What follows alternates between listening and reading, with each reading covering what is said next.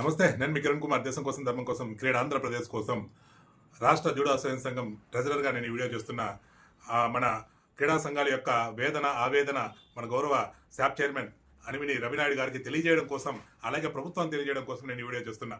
అయ్యా రవినాయుడు గారు, నిన్నటి దినం మీరు ఏబిఎన్లో ఇచ్చినటువంటి ఇంటర్వ్యూ చూశాను.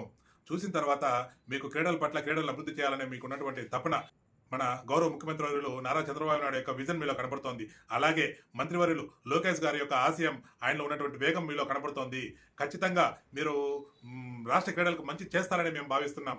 నిన్నటి వీడియోలో మీరు కొన్ని సంఘటనలు లేవదీయడం జరిగింది. అందులో ఒకటి, నేషనల్ గేమ్స్లో ఒలింపిక్ సంఘం ఎలా శాప్ లోగో లేకుండా పాల్గొంటుంది అని. అయ్యా, ఇక్కడ క్లారిటీ ఇవ్వాల్సింది ఏమిరా అంటే, మనకు నేషనల్ గేమ్స్ ఏవైతే జరుగుతున్నాయో ఆ నేషనల్ గేమ్స్ అనేది పూర్తిగా ఒలింపిక్ అసోసియేషన్ ఆధ్వర్యంలో జరుగుతుంది. ఇండియన్ ఒలింపిక్ అసోసియేషన్ ఆధ్వర్యంలో జరుగుతుంది. ఆ నేషనల్ గేమ్స్ లో పాల్గొనే రాష్ట్ర జట్లు కూడా ఆ రాష్ట్ర ఒలింపిక్ అసోసియేషన్ యొక్క ఆధ్వర్యంలోనే పాల్గొనాలి. శాప్ కావచ్చు లేదా స్పోర్ట్స్ అథారిటీ ఏ రాష్ట్రంలో ఉన్నా కానీ ఆ రాష్ట్రం నుంచి ఆ ఒలింపిక్ అసోసియేషన్కి కావాల్సినటువంటి ఫండ్, కావాల్సినటువంటి సదుపాయాలన్నీ కల్పించే అధికారం, పూర్తి అధికారం ఆ స్పోర్ట్స్ అథారిటీకి ఉంటుంది. అదేవిధంగా మన ఆంధ్రప్రదేశ్కి కూడా ఆ అథారిటీ ఉంది. ఖచ్చితంగా నేషనల్ గేమ్స్ లో పాల్గొన్న ప్రతి క్రీడాకారుడికి ఒలింపిక్ అసోసియేషన్ సింబల్ అయితే ఖచ్చితంగా ఉండాలి. అలాగే శాప్ సంబంధించినటువంటి సింబల్ ఉండాలనే రూల్ అయితే ఏం లేదయ్యా. శాప్ అనేవారు స్పాన్సర్ చేస్తారు కాబట్టి ఖచ్చితంగా స్పోర్ట్స్ అథారిటీ వాళ్ళు చేసే స్పాన్సరింగ్ వల్ల ఆ లోగోని టీషర్ట్ మీద కావచ్చు ఎక్కడైనా వేసుకోవడానికి అధికారం ఉంటుంది. అంతేగాని ఖచ్చితంగా లోగో వేయాలనే రూల్ అయితే ఆ నేషనల్ గేమ్స్ లో లేదు. ఒకవేళ ఒలింపిక్ అసోసియేషన్ లోగో కానీ లేకపోతే ఖచ్చితంగా అతన్ని, ఆ క్రీడాకారుని సస్పెండ్ చేసే అధికారం ఆ రాష్ట్ర ఒలింపిక్ అసోసియేషన్ ఉంటుంది. కాబట్టి దయచేసి మీరు దీన్ని అర్థం చేసుకోవాలి. అలాగే మార్చ్ పాస్ట్ లో పాల్గొనేటప్పుడు ఇండియన్ ఒలింపిక్ అసోసియేషన్ ఆ మార్చ్ పాస్ట్ లో ప్రతి రాష్ట్రానికి ఆ ఫ్లాగ్ ఎంత సైజు ఉండాలి, ఫ్లాగ్ లో లోగో ఎంత ఉండాలి అనేది నిర్దిష్టంగా వాళ్ళే ప్రింట్ చేసి ప్రతి రాష్ట్రానికి ఇస్తారు. అందులో ఖచ్చితంగా ఒలింపిక్ అసోసియేషన్ లోగోనే ఉంటుంది. రాష్ట్ర లోగోలు, ఆ స్పోర్ట్స్ అథారిటీ లోగోలు ఏమి ఉండవండి. ఎలాగైతే ఇంటర్నేషనల్ ఒలింపిక్స్ లో ఏ విధంగా అయితే రూల్ ఫాలో అవుతారో అదే విధంగా భారతదేశంలో జరిగే ఒలింపిక్సే ఈ నేషనల్ గేమ్స్. ఇది దయచేసి మీరు అర్థం చేసుకుంటారని అనుకుంటున్నా. అలాగే రెండవది, మీరు ఇంకోటి మాట ఏమన్నారంటే, వైసీపీ పార్టీకి చెందినటువంటి పురుషోత్తం నాయుడు గతంలో వైసీపీ పార్టీలో ఉన్నాడు, ఇప్పుడు అతనే ఇది చేస్తున్నాడు, అతనికి ఎటువంటి అధికారం లేదు అని అన్నారు. అయ్యా, మిమ్మల్ని నేను తెలియజెప్పేది ఏమంటే, 2014 నుంచి పురుషోత్తం నాయుడే ఉన్నాడు. అప్పుడు మన గల జయదేవ్ గారు ఉన్నారు. దాని తర్వాత మళ్ళీ వైసీపీ వచ్చినప్పుడు ఇంకొక నాయకుడిని పెట్టారు.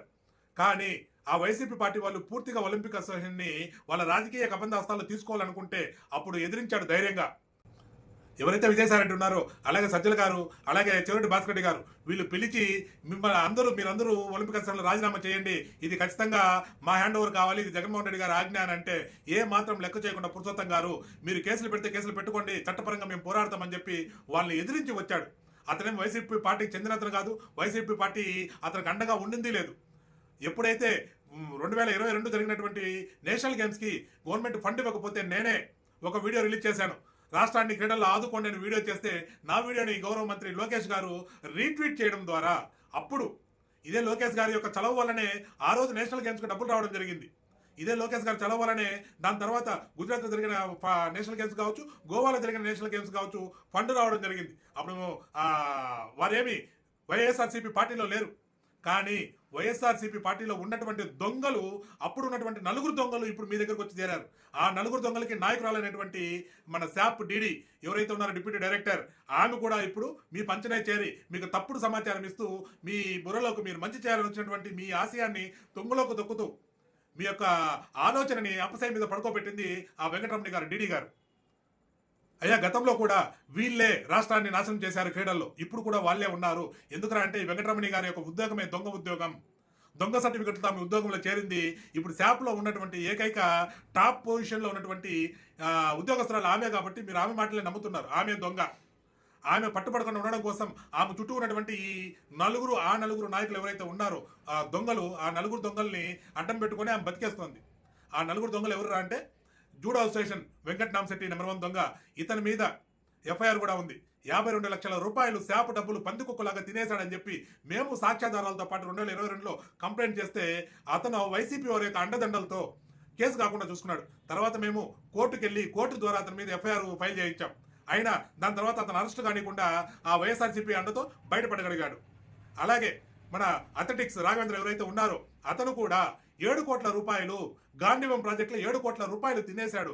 అలాగే అతను కూడా దొంగ సర్టిఫికెట్లతో ఉద్యోగంలో చేరాడని ఎఫ్ఐఆర్ అయింది. అరెస్ట్ చేసిన తర్వాత బెయిల్ మీద తిరుగుతున్నాడు. ఇంకో అతను శ్రీకాంత్, ఈ శ్రీకాంత్ కబడ్డీ అసోసియేషన్ శ్రీకాంత్ ఎవరైతే ఉన్నారో అతను ఎంత ఘోరమైనటువంటి సాక్షాత్తు రిజిస్టర్ ఆఫీసర్ సబ్ రిజిస్టార్నే కొనేసి అతను మభ్య పెట్టాడో తెలియదు కానీ ఒక దొంగ రిజిస్ట్రేషన్ ఆ శ్రీకాంత్ చేసినటువంటి రిజిస్ట్రేషన్ దానికి ముందు జరిగినటువంటి రిజిస్ట్రేషన్ కానీ మీరు చూశారంటే మీరే ఆశ్చర్యపోతారు. ఈ విధంగా కూడా రిజిస్ట్రేషన్లు చేయొచ్చా అని అంత కన్నింగ్తో అప్పుడు ప్రభుత్వం వైఎస్ఆర్సీపీ యొక్క అండదండలతో మెడ మీద రిజిస్టార్ మీద మెడ మీద కత్తి పెట్టి ఒక దొంగతనంగా రిజిస్ట్రేషన్ చేయించినటువంటి శ్రీకాంత్ ఈ రోజు మాట్లాడుతున్నాడు, ఒక ప్రతివతలాగా ఒక నీతిమంతుల్లాగా మాట్లాడుతున్నాడు. మళ్ళీ ఇంకొక వ్యక్తి ఎవరు అంటే కేపీ రావు గారు. ఈ కేపీ రావు అనే వ్యక్తి కబడ్డీ అసోసియేషన్ లైఫ్ బ్యాన్ చేసింది. లైఫ్ బ్యాన్ ఒక అసోసియేషన్ చేసింది అంటే అతను క్రీడల్లో ఏ సంఘంలో పాల్గొనే అర్హతే లేని విధంగా అతను లైఫ్ బ్యాన్ చేసింది. అదేవిధంగా మన శాప్ కూడా అతని మీద బ్యాన్ అతనికి శాప్లో ఉన్నటువంటి ఏ క్రీడా సంఘానికి సంబంధం లేదని చెప్పి ఆర్టీ యాక్ట్ కూడా ఇచ్చింది. ఈ నలుగురు దొంగలు కలిసి ఈ దొంగల రాణి ఎవరైతే ఉన్నారో డాకు రాణి, ఆ డాకు రాణి అండతో ఈ రోజు రాష్ట్రాన్ని సర్వనాశనం చేస్తున్నారు. ఈ 5 మంది క్రీడలు పట్టినటువంటి గ్యాంగ్రీన్ క్యాన్సర్ లాంటి వాళ్ళు అయ్యా మీకు నేను వేడుకుంటున్నా. ఒక వ్యక్తికి గ్యాంగ్రీన్ కానీ క్యాన్సర్ కానీ సోకితే ఏ విధంగా ప్రాంతాన్ని కట్ చేసి తీసేస్తారో అదేవిధంగా ఈ 5 మందిని రాష్ట్రంలో క్రీడల్లో లేకుండా తీసినటువంటి రోజునే రాష్ట్రంలో క్రీడలు బాగుపడతాయి. అదేవిధంగా గౌరవ ముఖ్యమంత్రి నారాయణ చంద్రబాబు నాయుడు యొక్క క్రీడాంధ్రప్రదేశ్ యొక్క నినాదం ఏదైతే ఉందో అది నెరవేరుతుంది. లోకేష్ గారి యొక్క ఆశయం యువత ముందుకు రావాలి, క్రీడల్లో ప్రపంచ స్థాయిలో క్రీడాకారులు వెలగాలనే లోకేష్ గారి యొక్క ఆశయం ఆ రోజు నెరవేరుతుంది. మేము మన గౌరవ మంత్రివర్యులు రాంప్రసాద్ రెడ్డి గారు క్రీడాశాఖ మంత్రి అయిన తర్వాత రాయలసీమ వాసి అయ్యారని ఎంతో ఆనందపడ్డాం. అదేవిధంగా అనిమిని రవినాయుడు గారు మీరు ఒక యువ నాయకుడిగా మీరు శాప్ చైర్మన్ అయినప్పుడు మేము ఎంతో ఆనందపడ్డాం, గర్వించాం. శాప్ను స్పోర్ట్స్ కోటాని మీరు పెంచినప్పుడు మేము ఇంకా సంబరాలు చేసుకున్నాం. ఎంతో మంచి రోజులు ఉన్నాయి క్రీడాకారులు కానీ మేము ఎంతో ఆనందపడ్డాం. అలాంటిది ఈ రోజున ఆ 5 మంది దొంగలతో కలిసి శాప్ నాశనం అవుతుంటే అది మీరు పూర్తిగా దాన్ని వదిలేసి ఎవరైతే దొంగల పక్షానే మీరు మాట్లాడుతూ ఉంటే చాలా బాధగా ఉందండి. ఒకసారి వీరి మీద ఉన్న కేసులు ఒకసారి చూడండి. తిరుపతిలో ఈ వెంకట్ నామశెట్టి ఎవరైతే ఉన్నారో అతని మీద మా ప్రస్తుత ప్రెసిడెంట్ ఆనం రామ్ కిషోర్ రెడ్డి గారు అలాగే పురుషోత్తం నాయుడు గారు కంప్లైంట్ చేశారు దొంగ సర్టిఫికెట్ల మీద. దానిపైన తిరుపతిలో విజిలెన్స్ లో ఎంక్వైరీ జరుగుతుంది. ఆమె మీద కూడా మెడికల్ సర్టిఫికెట్లు ఫేక్ సర్టిఫికెట్లు ఇచ్చింది, ఫెడరేషన్ సర్టిఫికెట్లే జినానిటీ సర్టిఫికెట్లు ఈమె ఇచ్చేసింది. దానిపైన ఎంక్వైరీలు జరిగి ఉన్నాయి, కేసు కూడా ఫైనల్కి వచ్చింది. మీరు ఖచ్చితంగా తిరుపతిలో ఉన్నటువంటి విజిలెన్స్ ఎస్పీ గారు ఎవరైతే ఉన్నారో వాళ్ళని అడగండి, ఆ దొంగ సర్టిఫికెట్ల యొక్క కేసు మీకు తెలుస్తుంది. అప్పుడు అర్థమవుతుంది అయ్యా దొంగలు ఎవరు మంచి వాళ్ళు ఎవరని మీకు. మీ చుట్టూ వీళ్ళే చేరి భజన చేయడం ద్వారా వీళ్ళే సంఘం ఏమనుకుంటున్నారు, వాళ్ళు సంఘం కాదండి, వీళ్ళు దొంగల సంఘం వాళ్ళది. కాబట్టి దయచేసి రవినాయుడు గారు మీరు ఆలోచించాలి, మళ్ళీ పునరాలోచించాలి ఆ విషయం పైన. ఇప్పటికైనా క్రీడలకి పట్టినటువంటి బాధలు ఏవైతే ఉన్నాయో అవి తీరాలనంటే మీరు ఖచ్చితంగా ఈ విషయాల మీద పునరాలోచించి మా క్రీడాంధ్రప్రదేశ్ మన క్రీడాంధ్రప్రదేశ్ అభివృద్ధి దిశగా మీరు అడుగులు వేయాలని నేను ప్రాధాన్యపడుతున్నా. క్రీడాంధ్రప్రదేశ్ కోసం నా ఈ వీడియోని దయచేసి లైక్ చేయండి, షేర్ చేయండి, 10 మందికి పంచండి. ఏదైనా సలహాలు సూచనలు ఉంటే ఖచ్చితంగా తెలియజెప్పండి, నేను పాటిస్తాను. భారతీయతను కాపాడుకుందాం, గోమాతను రక్షించుకుందాం, సనాతన ధర్మ బోర్డు సాధనకై పోరాడదాం. క్రీడాంధ్రప్రదేశ్ కోసం ప్రతి క్రీడా సంఘం ముందుకు రావాలని కోరుకుంటూ జై శ్రీరామ్, గోవిందా గోవిందా.